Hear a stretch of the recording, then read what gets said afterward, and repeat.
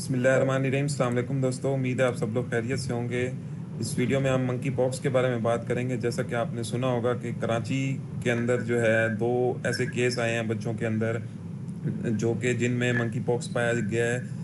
आप ये ख़बर जो है मुख्तलिफ जो है न्यूज़ प्लेटफॉर्म के ऊपर भी सुन रहे होंगे, जिसके अंदर बताया जा रहा है डिफरेंट सोशल मीडिया ग्रुप्स में और न्यूज़ चैनल पे भी इस बात को जो है बताया जा रहा है। बेसिकली अगर इसकी हकीकत ये है कि ये जो केस सामने आए हैं वो लाड़काना के शहर में आए हैं, जो कि सिंध में ही आता है। जो ब्रेकिंग न्यूज़ में मुख्तलिफ न्यूज़ चैनल में बताया जा रहा है।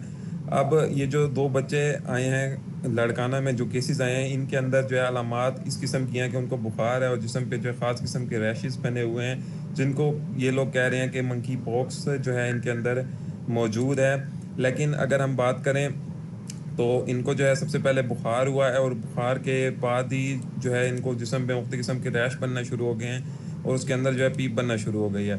अब ऐसे इन दोनों बच्चों को जो है मुकम्मल तौर पर आइसोलेट कर दिया गया है बाकी जो हैं बच्चों से और बाकी हॉस्पिटल, ताकि ये दूसरे बच्चों या दूसरे लोगों तक इसको ना फैला सकें। अब कुछ जो है पीडियाट्रिशियन इसको मीज़ल्स भी कह रहे हैं, क्योंकि जो बच्चों का इलाज करने वाले डॉक्टर होते हैं वो जब, क्योंकि इसमें भी इस तरह का सबसे पहले बुखार आता है, जिसम में मुख्तलिफ किस्म के रैश बनना शुरू हो जाते हैं, तो इसको मीज़ल्स भी कहा जा रहा है। और जो है पीडियाट्रिशियन इस बारे में काफ़ी ज़्यादा जो है कंसर्न रख रहे हैं और अभी तक जो है इसके बारे में सस्पेक्टेड ही किया जा रहा है। कोई कंफर्मेशन नहीं है कि ये जो है मंकी पॉक्स ही हो सकता है, ये सिर्फ मीज़ल्स इसके बारे। इसके अलावा जो है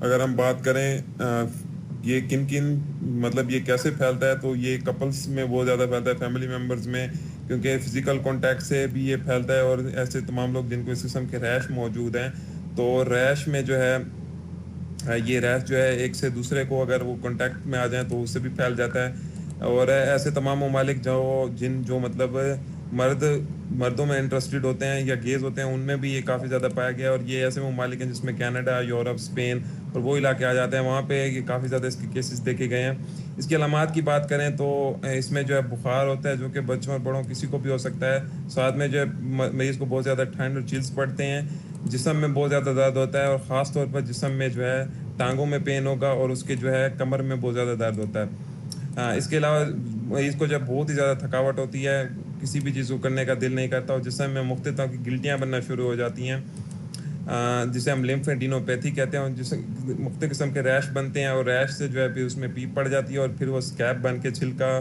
जो है उस दाने से जो है उतर जाता है।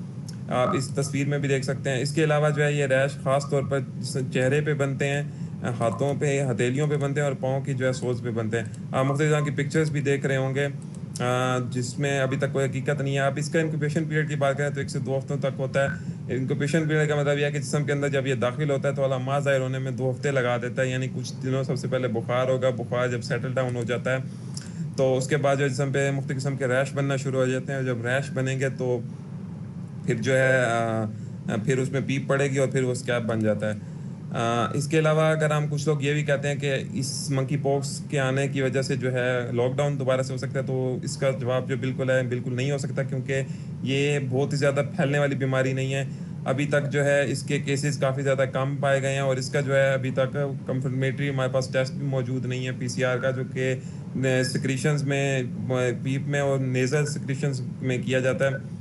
अब ये जो मुख्तलिफ आप पिक्चर्स देख रहे हैं ये फेक भी हो सकती हैं, इनका आगे एडिटिंग भी हो जाती है, क्यों अभी तक इसकी कंफर्मेटरी जब टेस्ट ही नहीं हुआ तो इसके बारे में कहना कि ये मंकी पॉक्स का केस है ये भी कंफर्म नहीं है, अभी तक से सस्पेक्टेड किया जा रहा है। इसके इलाज की बात करें तो इसमें एंटीवायरल ट्रीटमेंट काफ़ी हद तक इफेक्टिव नहीं होती। सपोर्टिव ट्रीटमेंट किया जाता है, बुखार का ट्रीटमेंट किया जाता है, जिस्म दर्द का ट्रीटमेंट किया जाता है और जिसका काफ़ी हद तक यूज़फुल इलाज है वो स्मॉल पॉक्स की वैक्सीन है, जो कि 85% तक इफेक्टिव है।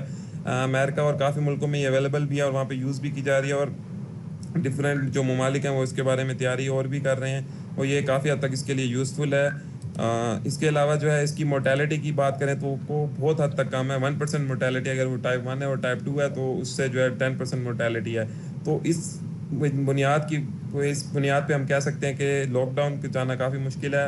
अलबत्ता अगर ये किसी को हो जाती है तो ये एक से दूसरे में काफ़ी ज़्यादा फैल सकती है, लेकिन इसका जो है इलाज काफ़ी हद तक मुमकिन है, जो कि वैक्सीन से किया जा रहा है।